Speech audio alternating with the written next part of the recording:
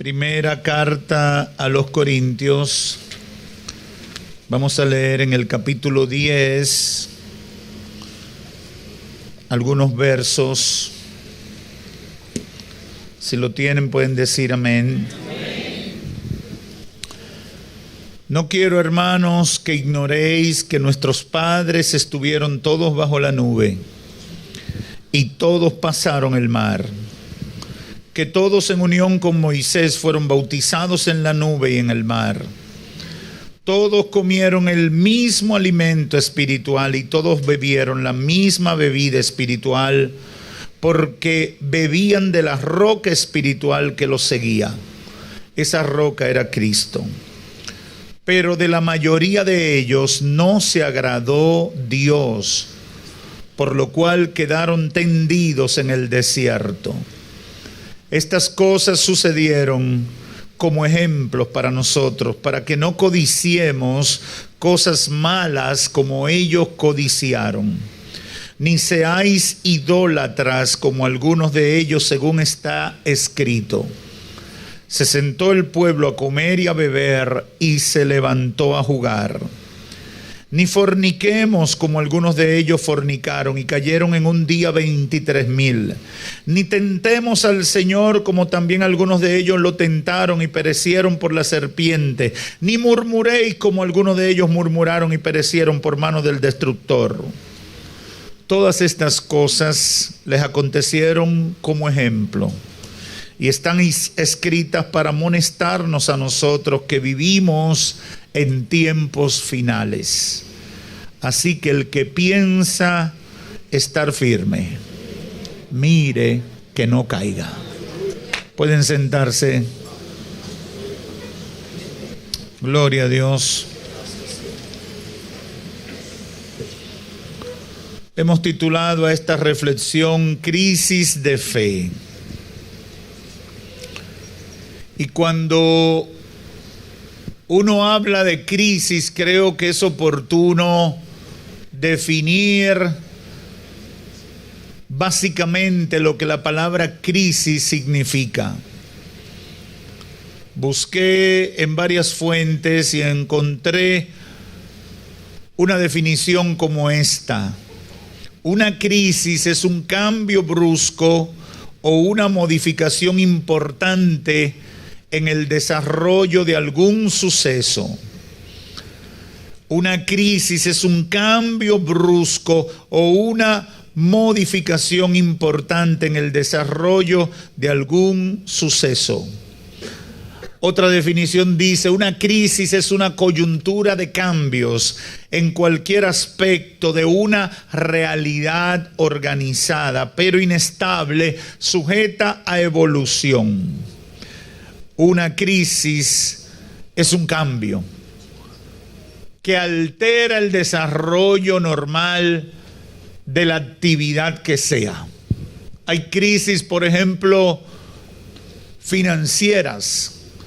Una crisis financiera es cuando de repente su situación financiera cambia bruscamente. Usted estaba organizado de una manera y se sostenía de una manera, pero de repente perdió el trabajo y ya no entra el dinero que entraba. Ya no tiene para pagar los servicios, ya no tiene para cumplir con sus responsabilidades y comienza a endeudarse producto de una crisis financiera. Es posible que eso lo lleve al colapso económico y cuando viene a ver tiene una deuda impagable.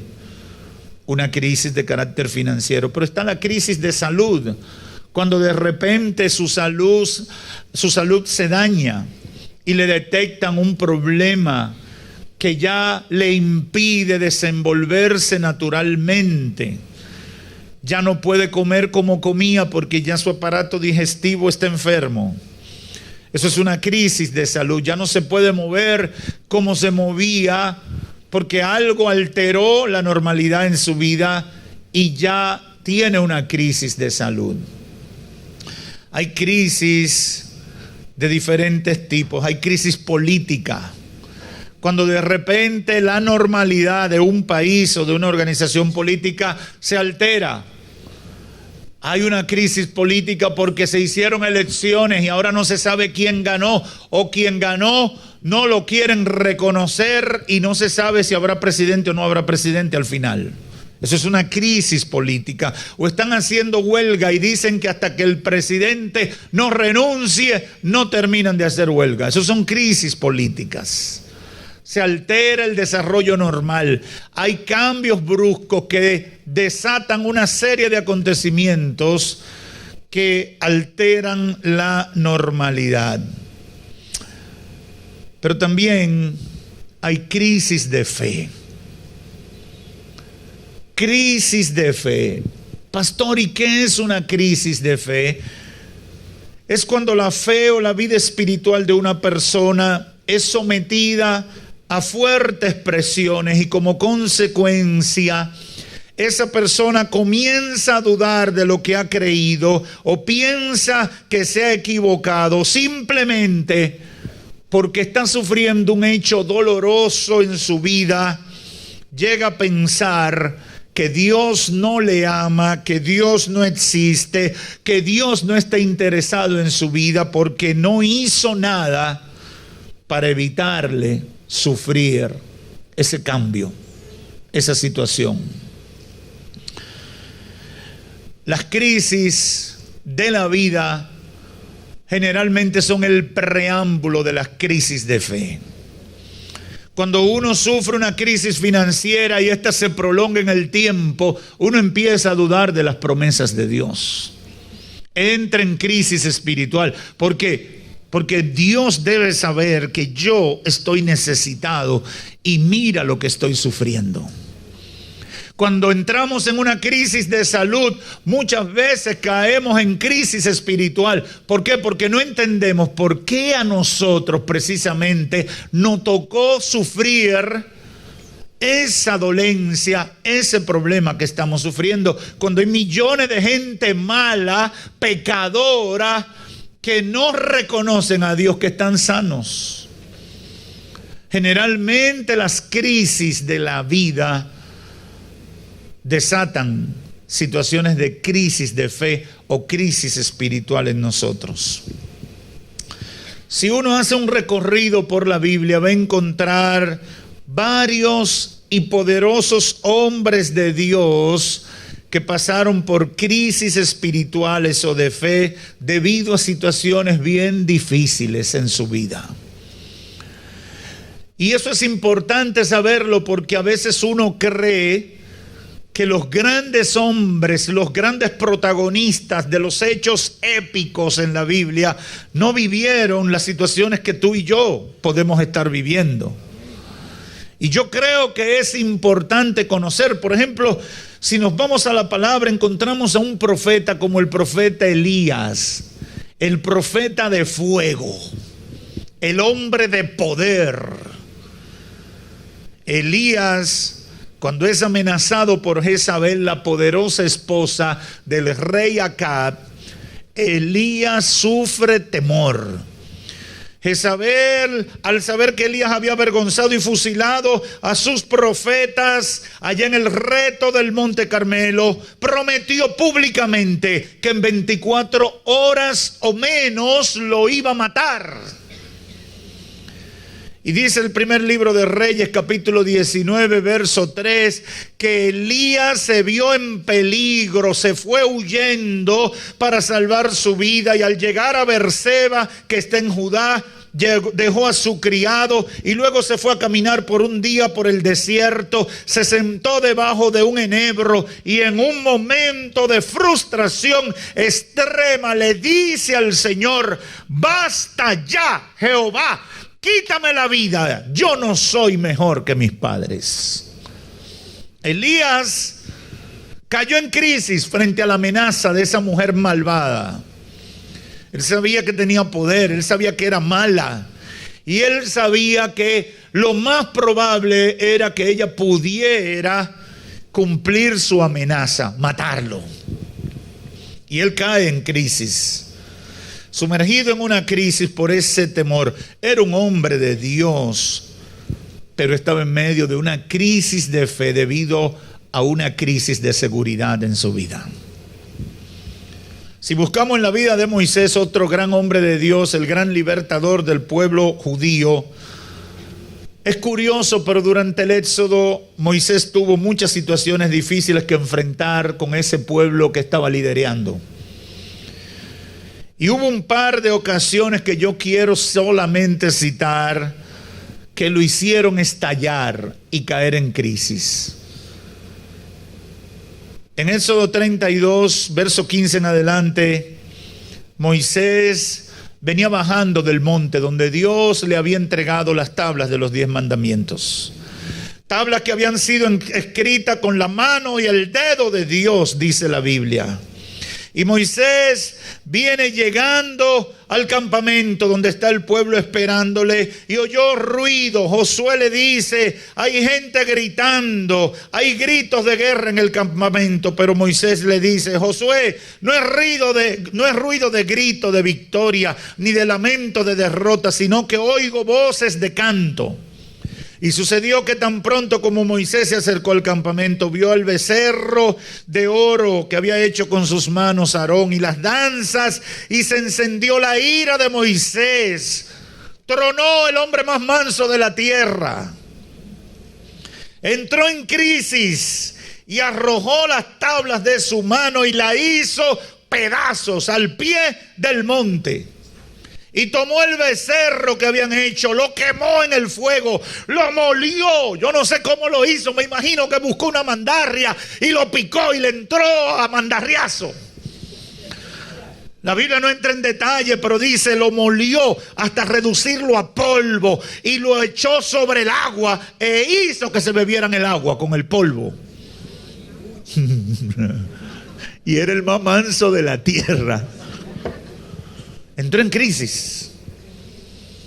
Entró en crisis. ¿Por qué? Indignación. Un pueblo que Dios había hecho todo por ellos.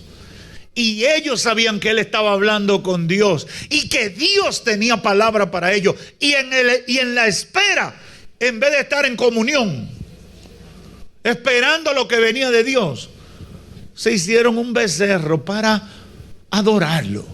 Y hacer fiesta y hacer sus bacanales en lo que el hombre de Dios regresaba. Hubo otra crisis en la vida de Moisés que lo hizo perder el privilegio de entrar en la tierra prometida. Ya en Éxodo 17, acamparon en Refidín donde no había agua para que el pueblo bebiera, y el pueblo vino donde Moisés diciéndole, danos agua para que bebamos. Y Moisés le dice, ¿por qué disputáis conmigo? ¿Por qué tientan a Jehová? Así que el pueblo tuvo sed y murmuró contra Moisés. ¿Por qué hiciste subir de Egipto a este pueblo para matarnos de sed a nosotros, a nuestros hijos y nuestros ganados aquí en este desierto? Entonces Moisés, en crisis, le dijo a Jehová, ¿qué haré con este pueblo? Poco le falta para que me apedreen. Y Jehová respondió, pasa adelante, toma contigo algunos ancianos, toma también en tu mano la vara, golpea el río y ve, allí yo estaré ante ti sobre la peña en Horeb, golpearás la peña y saldrá de ella aguas para que bebe el pueblo. Moisés lo hizo en presencia de los ancianos de Israel y dio a aquel lugar el nombre de Masad y Meriba. Altercado, confrontación con Dios por la rencilla de los hijos de Israel y porque tentaron a Jehová en aquel lugar. Dice Deuteronomio 32:50 que esa última crisis o esa crisis le costó a Moisés la entrada a la tierra prometida. Ahora, lo lindo del caso de Moisés y el mismo Elías es que la superaron. Moisés superó y pudo terminar siendo el hombre de Dios. No entró a la tierra prometida, pero terminó siendo el instrumento de Dios. Perdió un privilegio por causa de su crisis, pero al final se recuperó. La Biblia menciona en el Nuevo Testamento también el caso de Pedro, que pasó por una poderosa crisis de fe Cuando Cristo fue arrestado, lo negó 3 veces, todos conocen la historia. Luego fue restaurado y terminó siendo el poderoso hombre de Dios que estaba llamado a ser. Algunos superan las crisis, otros mueren en los procesos de crisis, como fue el caso de Judas, que cayó en una crisis, vendió a Cristo, y cuando vio la verdad se frustró y se quitó la vida. Pudiéramos mencionar la crisis de Sansón, allá en el libro de los Jueces también, que terminó avergonzado. Entró en crisis y terminó mal, no la superó. ¿Cuál es la idea central en todo esto que he citado? Todos podemos en algún momento de nuestra vida experimentar una crisis de fe o espiritual.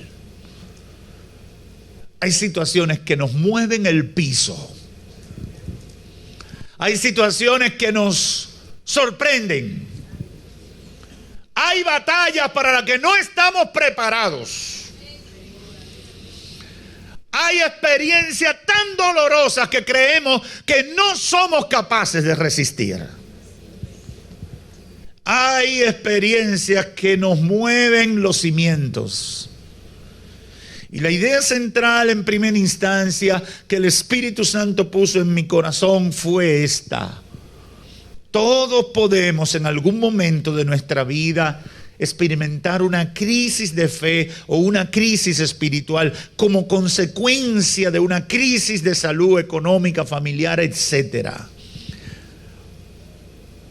Pero lo importante o lo más importante es que, número uno, las crisis de la vida no están llamadas a destruirnos. No estamos llamados a morir en el proceso de crisis. No debe una crisis abortar el propósito de Dios para nuestra vida. Lo que Dios está esperando es que nosotros superemos la crisis. Porque esa experiencia debe convertirse en nuestra promoción espiritual y no en nuestra tumba. Eso es lo que Dios espera de las crisis en nuestras vidas. Las crisis nos van a llevar a conocer a Dios en otra dimensión. No me canso de repetir eso. En medio de las crisis vas a conocer el amor de Dios como en ninguna otra etapa de tu vida.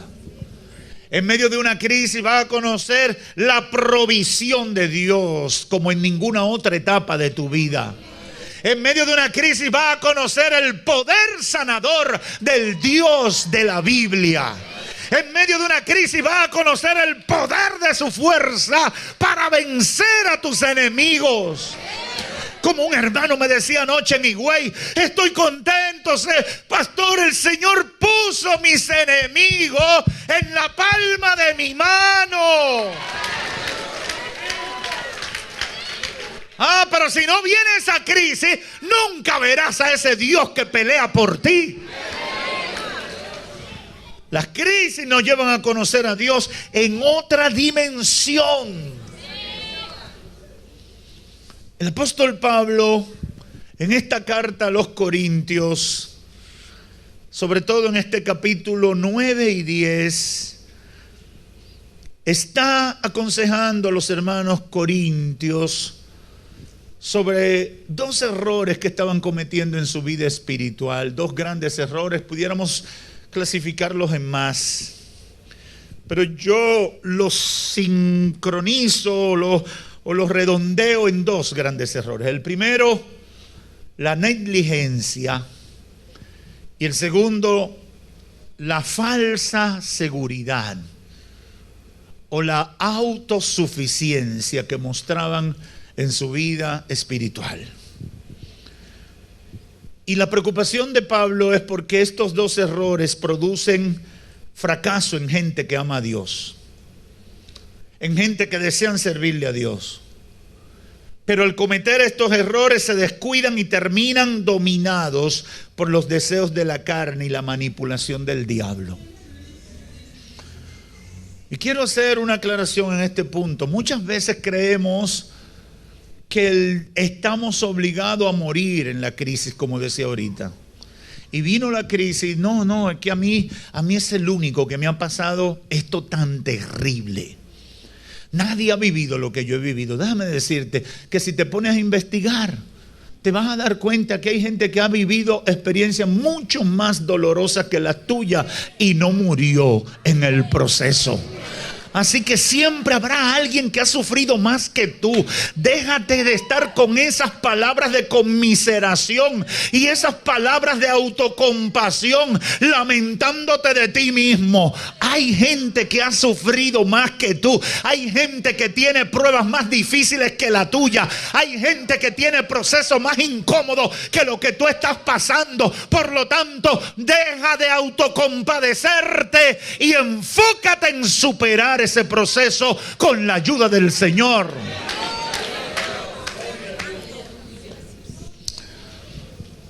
Estos dos errores que Pablo señala producen fracaso en la gente que ama a Dios, y no estamos llamados a fracasar en las crisis. Y Pablo está advirtiendo a los hermanos de Corinto. Estos días el Señor me ha estado ministrando a través de la primera carta a los Corintios. El domingo pasado prediqué en Miami sobre otro pasaje, y a veces pienso que he estado en estos días pensando mucho en los 15 años de esta iglesia. Yo me pongo en agosto así, meditativo. Primero, porque agradezco a Dios todo lo que Dios ha hecho. Y segundo, porque me permite el paso del tiempo y las experiencias vividas analizar muchas cosas que he visto de lo que pasa con la gente frente al llamado de Dios para su vida. Y puedo como interpretar mejor lo que eran las preocupaciones del apóstol Pablo con las diferentes cartas a las diferentes iglesias. En el capítulo 9, desde el verso 24, Pablo le hace el primer señalamiento a la iglesia de Corinto en cuanto a la negligencia. Y esto es vital porque las crisis van a tener un impacto más fuerte en nuestra vida en la medida que esté nuestra salud espiritual. Ustedes han escuchado a los médicos que dicen, no, él pasó la operación y se recuperó bien porque estaba bien de salud. Pero otra vez se dicen, se complicó o fue más difícil la recuperación. ¿Por qué? Porque tenía muchos problemas de salud. Así pasa en la vida espiritual. Y Pablo está diagnosticando a la iglesia de Corinto. Y aquí le señala el problema de la negligencia. Y utiliza dos ejemplos de competición deportiva para darle la revelación de una verdad espiritual. Y dice a partir del verso 24, ¿no sabéis que los que corren en el estadio, todos a la verdad corren, pero uno solo se lleva el premio? Corred, ahí está la exhortación. Corran de tal manera que obtengan el premio. Todo aquel que lucha, ahora toma la lucha. Todo el que lucha, de todo se abstiene. Ellos a la verdad para recibir una corona corruptible, pero nosotros para recibir una incorruptible. Y sigue diciendo, verso 26, así que yo de esta manera corro, no como a la aventura. De esta manera peleo, no como a quien golpea el aire, sino que golpeo mi cuerpo y lo pongo en servidumbre, no sea que habiendo yo sido heraldo para otros, yo venga a ser eliminado. ¡Wow! ¿Cuánto está diciendo ahí? Y yo no me quiero extender, pero quiero desmenuzar un poquito eso. Él dice, hermanos, la carrera cristiana se corre para ganar. Aleluya, aleluya.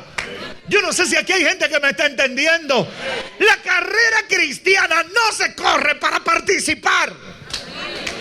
ni para comenzar, ni para meterse en una moda. Cuando Dios te llamó con propósito de que tú llegues a la meta.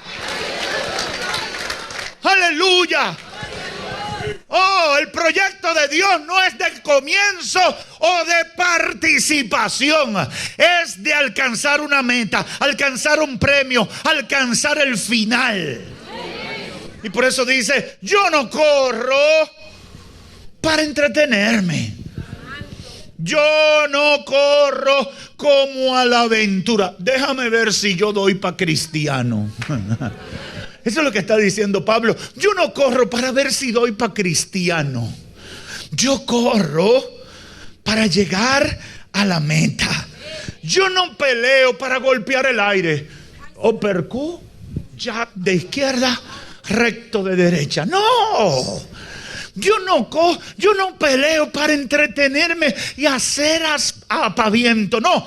Sino que yo golpeo mi cuerpo y lo pongo en servidumbre.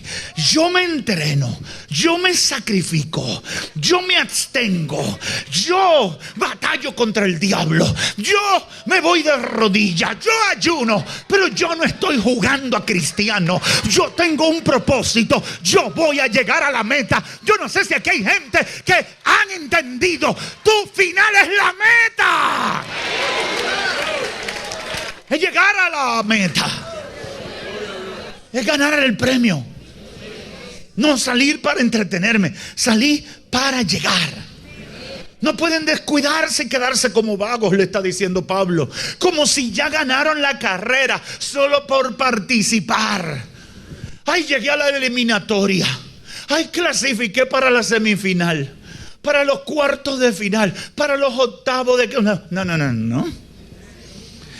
No, tienen que con diligencia entrenar cada día, hacer todos los sacrificios que sean necesarios, porque ustedes solo tienen una opción: ganar la carrera, llegar a la meta. No hay segundo ni tercer lugar, es ganar la carrera.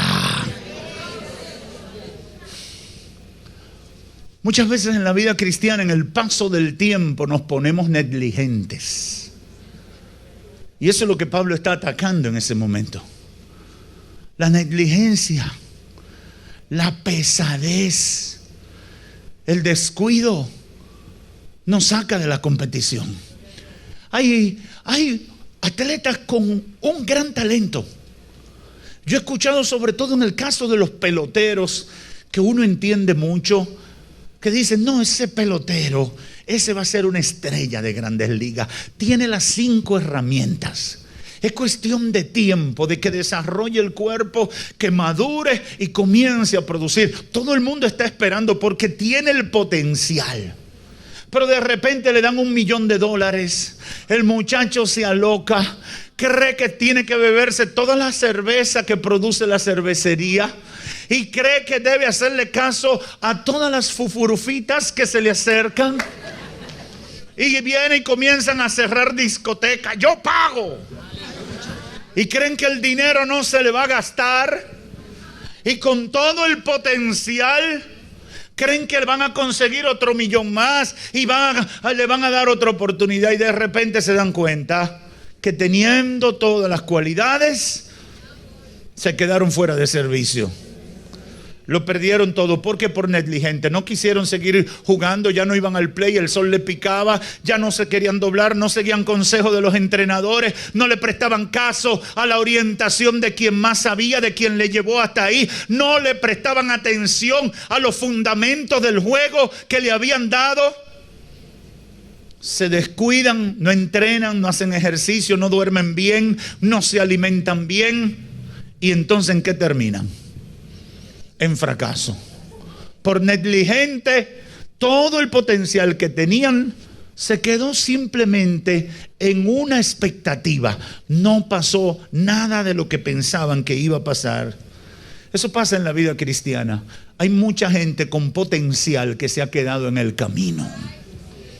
Hay mucha gente con potencial que se ha quedado con la etiqueta gran prospecto. Pero de repente llegas a la conclusión, fue un gran fracaso. Nada pasó. Nada pasó. ¿Y por qué no pasó nada? Por negligente. Se confió. No se enfocó en que había una meta que alcanzar. No se enfocó de que el triunfo no se puede celebrar hasta que no se alcanza. Yo no sé si hay gente que me está entendiendo. No celebres hasta que no tenga la victoria.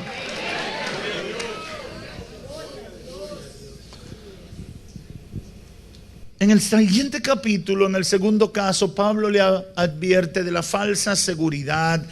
Y fueron los versos que leímos al principio. Y utiliza como ejemplo a los padres, a los ancestros del pueblo de Israel allá en el desierto, en el Éxodo. Todos disfrutaron de las bendiciones. Y esto me gusta muchísimo porque enfoca un aspecto que para mí es importante. Dice, todos disfrutaron de las bendiciones de Dios. Todos disfrutaron del cuidado. Todos disfrutaron de la provisión. Todos fueron testigos del poder de Dios. Pero finalmente el resultado no fue el mismo para todos. Yo lo voy a leer porque no quería leerlo para no extenderme. Pero mire, eso a mí me pegó fuerte. Dice, porque no quiero, hermanos. Así comienza Pablo. No quiero, hermanos, que ignoréis, que desconozcan que nuestros padres todos estuvieron bajo la nube. Es decir, fueron testigos del poder de Dios. Todos estuvieron bajo la nube y todos pasaron el mar. Es decir, todos vieron que el mar se abrió. Y todos en Moisés fueron bautizados en la nube y en el mar. Y todos comieron el mismo alimento espiritual.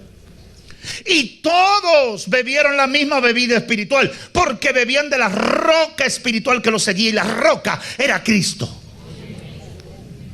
Pero aquí viene la noticia fea, verso 5. Pero de la mayoría de ellos no se agradó Dios, por lo cual quedaron tendidos en el desierto. La mayoría de ellos no lograron la meta. Se murieron en el desierto.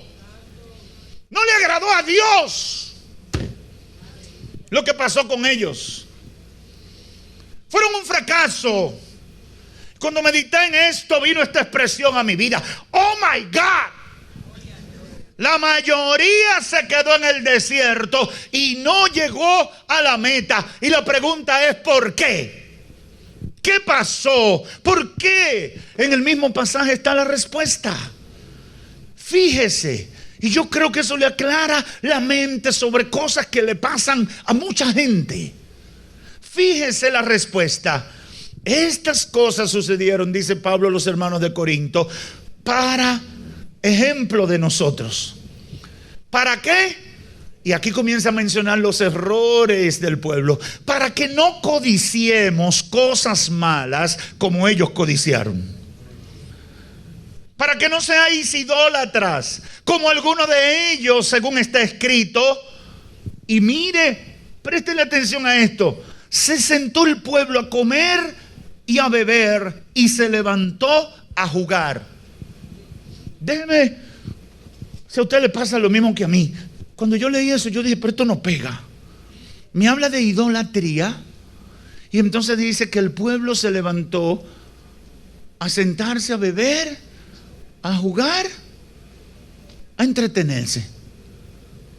Idolatría. Dice que eran idólatras y lo que hicieron fue que se levantaron a jugar, a beber y entretenerse. Entonces dije yo, pero ven acá, ¿y qué es esto? Y el Espíritu Santo trajo iluminación a mi espíritu. Una de las cosas de la autosuficiencia espiritual, cuando ya nos creemos que nos la sabemos toda, cuando ya creemos que somos evangélicos por default, Cuando ya creemos que tenemos el premio ganado sin haber llegado a la meta. Cuando ya creemos que a nosotros nos toca la salvación por el dedo de Dios. ¿En qué caemos en esa autosuficiencia y nos descuidamos y nos envolvemos en el entretenimiento y las cosas superfluas que espiritualmente no suman nada a nuestra vida? Mi padre y yo en estos días analizábamos el comportamiento de la iglesia del Señor en este tiempo. Y los cristianos unos añitos antes, todos los días de fiesta eran para hacer cosas espirituales. Aquí en la República Dominicana, los cristianos, día de fiesta, retiro. Día de fiesta, campaña. Día de fiesta, viaje evangelístico. ¿Sí o no, Diezbón? Eso eran los evangélicos. Atrévase a hacer algo ahora un día de fiesta. Yo tengo que ir con mi familia para la playa. Yo tengo un viaje para el hotel.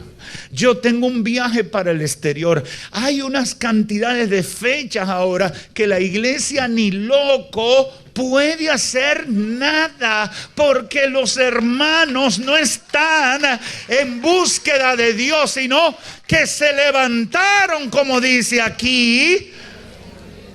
¿Se levantaron para qué?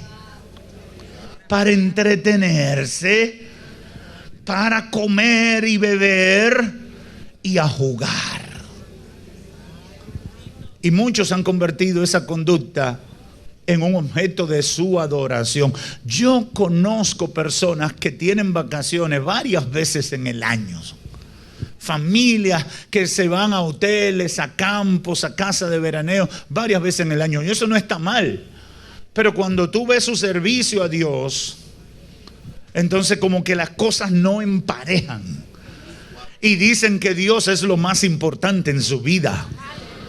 Pero tú te das cuenta como que no hay un match ahí, no hay un balance en esas cosas. Simplemente es un discurso que no es respaldado por las acciones.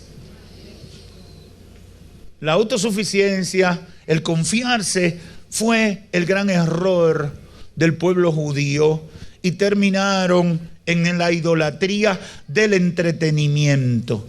Y sigue diciendo Pablo: ni tentemos, ni forniquemos como algunos de ellos fornicaron y cayeron en un día 23,000. Ni tentemos al Señor como algunos de ellos lo tentaron y perecieron por la serpiente. Ni murmuremos como algunos de ellos murmuraron y perecieron por manos del destructor.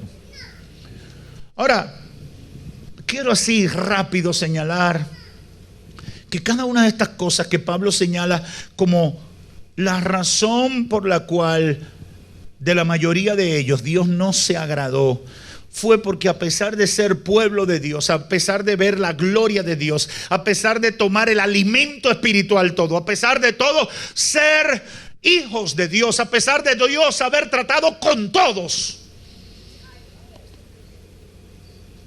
muchos de ellos fueron idólatras, codiciosos de cosas malas, fornicaron, tentaron al Señor y murmuraron. Hay mucha gente que dice que le sirve a Dios y piensa que puede convivir con una conducta pecaminosa al mismo tiempo. Y yo digo que son de las señales de la decadencia espiritual a pesar de estar una persona en una iglesia. No se puede servir a Dios y al diablo al mismo tiempo. Óigame bien, y lo digo con amor, con pesar, con dolor, con toda la responsabilidad que debo ponerle a esta declaración. Hay mucha gente que creen que pueden vivir al mismo tiempo una vida de impiedad y una vida cristiana. Y eso no es posible. Pastor, ¿y cómo es que se hace eso? Oh, que siendo cristianos murmuran.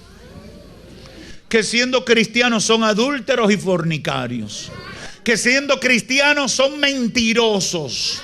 que siendo cristianos son críticos de todas las cosas que se hacen, que siendo cristianos hablan mal de su pastor, hablan mal del liderazgo de la iglesia, hablan mal de todo el hermano que se pasa por el frente y no hace lo que ellos quieren. Esa era la conducta de los que murieron en el desierto. Dios le mandaba maná, Dios le mandaba codornices, Dios le mandaba la nube, Dios le abría el mar, Dios lo cuidaba de los enemigos, Dios mataba a las alimañas, Dios todos los días bendiciéndolo, y ellos siempre quejándose, ellos siempre murmurando, ellos siempre haciendo lo mal hecho, hasta que un día Dios dijo: no van a entrar. No van a entrar. No van a entrar, ya. No lo soporto más. No lo soporto más. Es fuerte, es triste, pero hay que decirlo. Esto significa que muchas veces, estando en el camino, nos quedamos codiciando las cosas del mundo, las conductas del mundo, o practicando cosas que a Dios no le agradan. Los corintios pasaban por esto, y Pablo, inspirado por el Espíritu, les advirtió. Dice: miren, la historia de nuestros ancestros quedó como ejemplo para que a nosotros no nos pase lo mismo. Déjense de estar con esa falsedad. Dejen esa conducta. Porque por eso es que cuando viene la crisis no hay base espiritual para responder.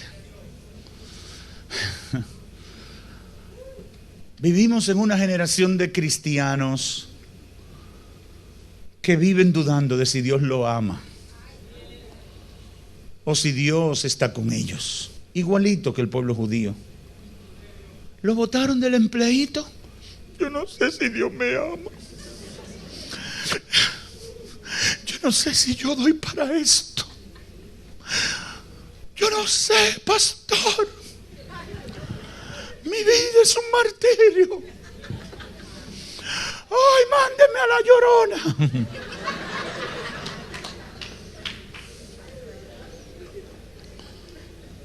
Le detectaron, le dijo el médico: veo una cosa rara, te tengo que hacer una colposcopía. Eso es, ¿verdad? Ese está bien. O una copia de esa que te meten una cosa dentro para ver qué es lo que se ve ahí. Ay, llévenme a oración. Yo no sé.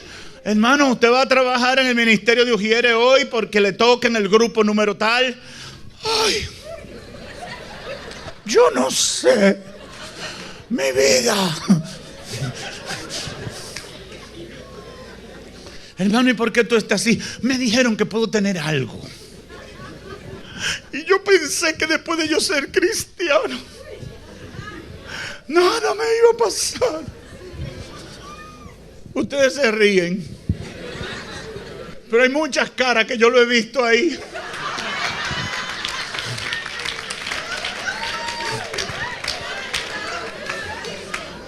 Así que no te rías de ti mismo.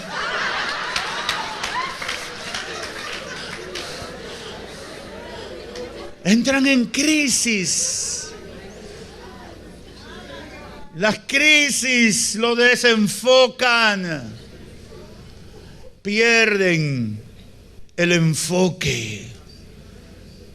Los corintios creían que guardando las apariencias, participando de los rituales, sin tener una verdadera intimidad con Dios, estaban seguros de que todas las cosas buenas le iban a pasar y que le iban a superar sin ninguna dificultad. Y eso es autoconfianza. Eso es poner su fe en las formas sin haber sinceridad de una comunión con Dios. Los seres humanos somos muy dados a eso. Guardamos las apariencias. Y yo le voy a decir, hermano, dejemos de estar haciéndonos ideales de lo que somos. Vamos a ser sinceros con Dios y sinceros con todo el mundo. A Dios le agrada la sinceridad, comenzando en nuestra relación con Él. Cuando usted meta la pata, venga delante de Dios y dígale: Señor, la regué, hice un disparate, perdóname, Señor. Yo necesito que tú me restaures. Yo necesito que tú me levantes. Yo necesito volver a sentir tu presencia. No voy a seguir engañando a media humanidad, creyéndome hasta mi propia mentira de que soy un santo, cuando el primero que sabe que no lo soy yo. ¿Por qué? Porque esa sinceridad es lo que me va a dar la fortaleza espiritual para sortear las crisis que pueden venir realmente a mi vida. No me quiero extender, pero es riquísimo lo que el apóstol Pablo habla aquí. Y en resumen pudiéramos decir que las situaciones de crisis, él le está diciendo, van a llegar como le llegaron al pueblo judío en el desierto. Crisis de agua, crisis de alimento, muchas cosas le llegaron en el desierto.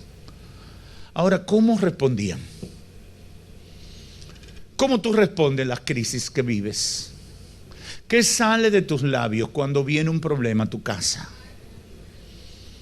Cuando se muere un familiar cercano, ¿qué es lo que surge? ¿Qué es lo que brota de tu ser interior?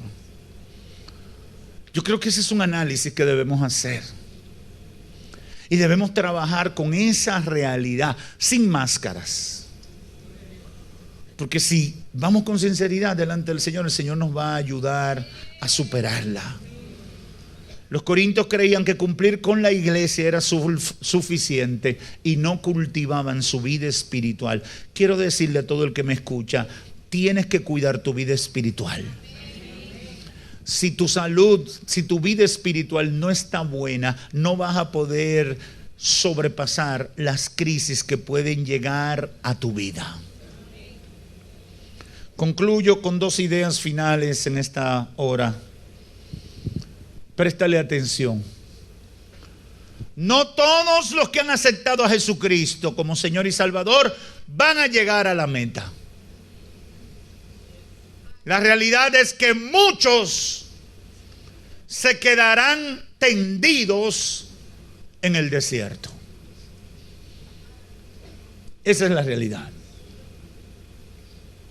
Lucas 9:62 dice Jesús: ninguno que poniendo su mano en el arado mira hacia atrás es apto para el reino de los cielos.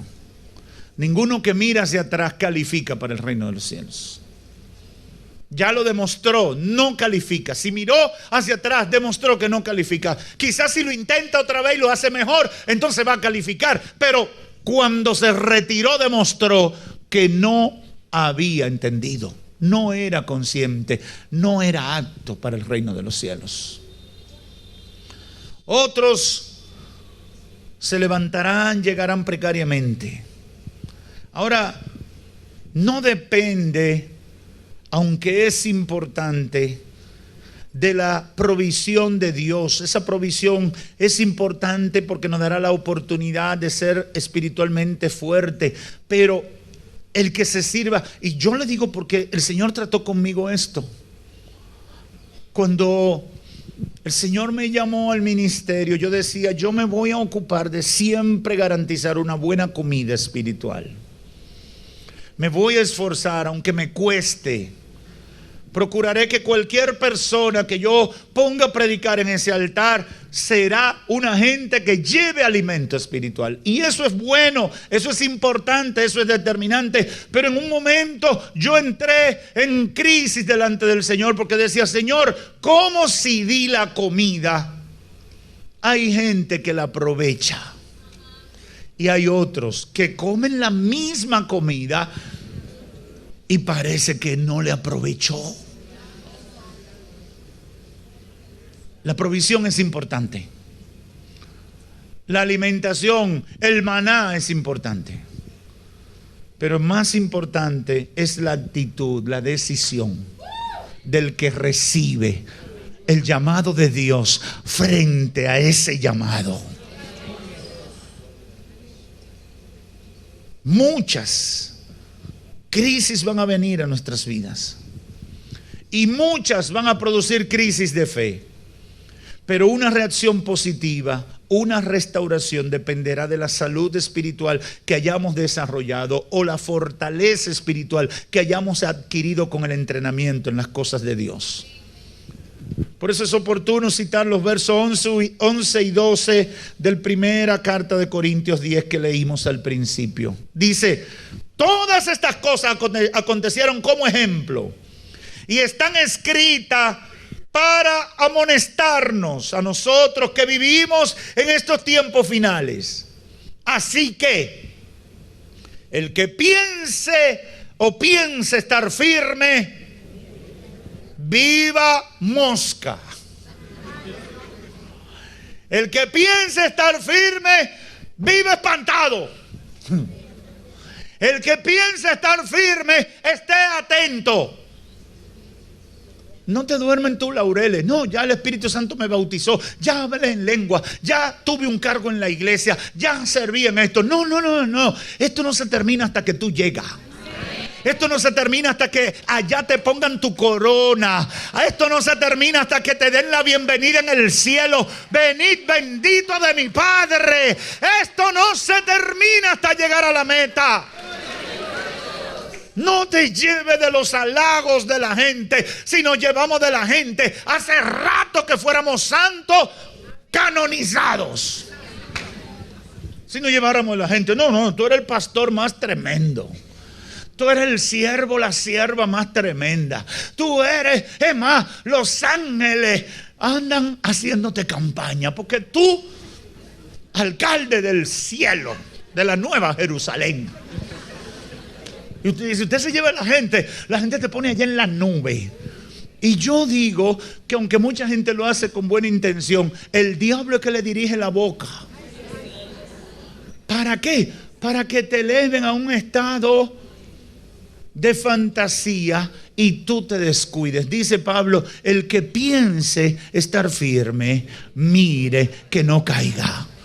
Es decir, yo serví, Dios me usó, gloria a Dios, pero sigo con el mismo empeño, sigo con la misma dedicación, sigo con el mismo esfuerzo, sigo haciendo los mismos ejercicios, me sigo levantando de madrugada a orar. Pero mira que ya tú tienes 5 años haciendo eso, sí, pero no he llegado a la meta, tengo que seguir entrenando. Esta carrera no se puede detener. Yo no me puedo levantar mañana con calambre, yo no me puedo perder la elasticidad de los músculos. Tengo que saltar obstáculos, tengo que vencer dificultades, tengo que pasarle por encima a principados, a potestades. Mi espada tiene que estar desenvainada, tengo que estar entrenado en la batalla, lleno del Espíritu Santo.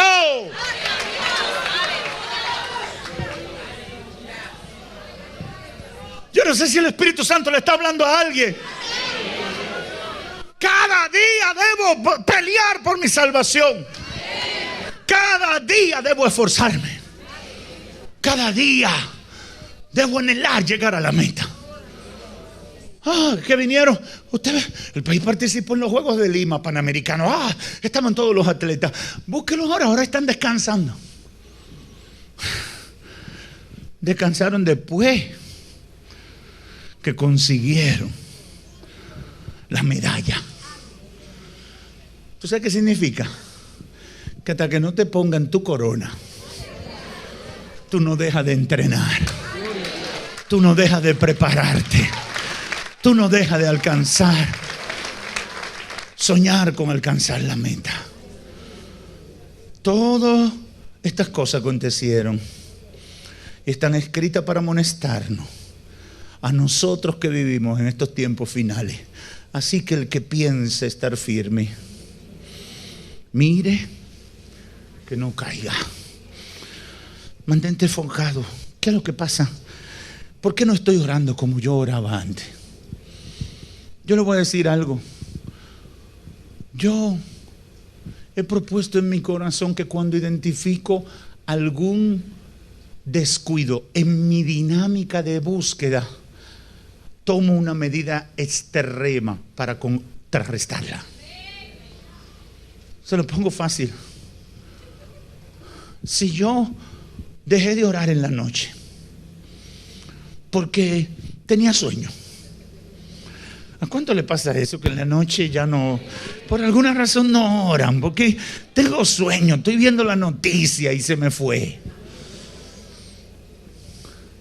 Entonces, mañana hay que levantarse a las 5 y sumarle un tiempo adicional, porque el tiempo que perdí. Pero siervo, ¿usted oró? No, siervo, con media horita basta. No, es que yo perdí la de ayer. Y como perdí la de ayer, yo tengo que empatarla hoy. Pero siervo, espera el sábado. No, tiene que ser hoy. Pero mire que usted se va a levantar temprano y tiene que trabajar. Bueno, se embromó el sueño. Porque yo tengo que entrenar. No puedo perder la dinámica de mi preparación, porque yo tengo una meta. Muchos, y esto me lo ministró el Espíritu Santo ya en la última etapa, pueden sufrir decepciones y esta desencadenar crisis de fe. Hay mucha gente que se sienten decepcionados por la conducta de un hermano, por la conducta de uno que se dice cristiano, por un pastor que no correspondió con el testimonio, por un líder que los defraudó. Mucha gente hoy está fuera del camino justificándose en eso. Y se han salido de la carrera porque alguien le falló.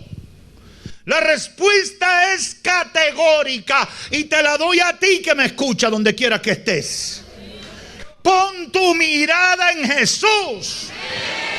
No la pongas en la gente, aunque se llame pastor, misionero, evangelista, apóstola, predicador, cantante, hermano. Tampoco lo ponga en rituales y ceremonias. Pon tu mirada en Jesús. Hay mucha gente que te va a fallar. Por eso yo no le hago coro cuando se convirtió fulanito y ahí va todo el mundo. No, fulanito, ¿y qué me importa? Gloria a Dios, un pecador que se arrepintió. Pero los seres humanos vivimos idolatrando gente. Y al único que tú debes adorar es al Cristo que te salvó, que murió por ti en la cruz del Calvario, el que lo hizo todo por ti, el que no te falló, el que no te va a fallar. No ponga tu mirada en la gente. Hebreos 12:2 dice categóricamente: puesto los ojos en Jesús.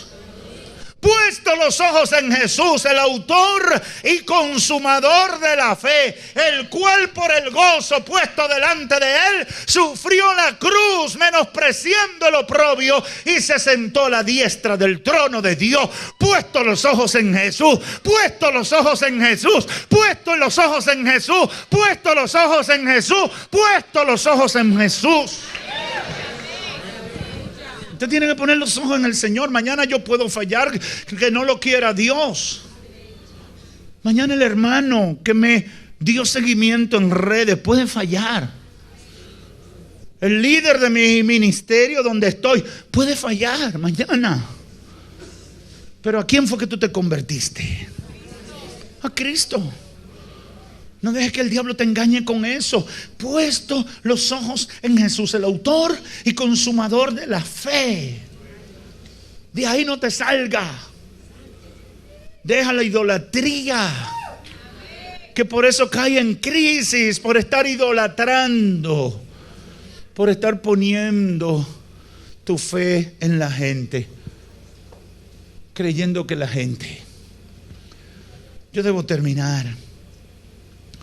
Quiero decirle a los amigos y a las amigas que es el deseo de Dios que nadie se pierda, sino que todos alcancemos la salvación y la vida eterna. Ese es el deseo de Dios. Pero ya Dios hizo lo que tenía que hacer, enviando a Jesucristo su Hijo para morir por nosotros en la cruz. Ya lo que le tocaba a Dios, Dios lo ha hecho. Ahora te toca a ti, amigo, amiga. Como una vez nos tocó a nosotros decidir si aceptamos el ofrecimiento que Dios nos hace o si lo rechazamos. Todas las cosas que han pasado son nuestros ejemplos de que Dios quiere salvar a la gente, pero depende de que la gente haga su parte. Dios te quiere salvar y hay que luchar mucho con ese evangelio. Yo no voy a extenderme ahora, pero hay que luchar mucho con ese evangélico mágico. Y ese evangelio raro que de tiempo en tiempo el Satanás levanta. Ay, el Señor está detrás de ti, no lo decepciones. No, el Señor hizo lo que le tocaba. Envió a Jesucristo. Cristo vino, hizo lo que tenía que hacer. Para tu salvación falta la parte tuya. Y si tú no la haces, no tienes excusa delante de Dios. Y eso vale para hermanos y amigos. Si tú no haces tu parte, no tienes excusa delante de Dios. Tienes que hacer tu parte. Propon en tu corazón: Señor, yo haré mi parte, porque yo sé que la tuya está segura. Señor, yo haré mi parte, porque yo sé que tu poder está disponible. Señor, yo haré mi parte, porque yo sé que tú me vas a ayudar. Yo les recomiendo a todos los amigos que me escuchan que se conviertan a Cristo hoy, para que comiencen la carrera cristiana. Pero no una carrera que se va a detener o se va a parar, sino una carrera que va a llegar hasta la meta de tu salvación. ¿Y por qué te digo que comiences hoy? Porque si no comienzas, nunca llegarás. Y hoy tú puedes comenzar, porque el Señor te trajo aquí y te ha hablado claro, para que entiendas su llamado. Que Dios te bendiga.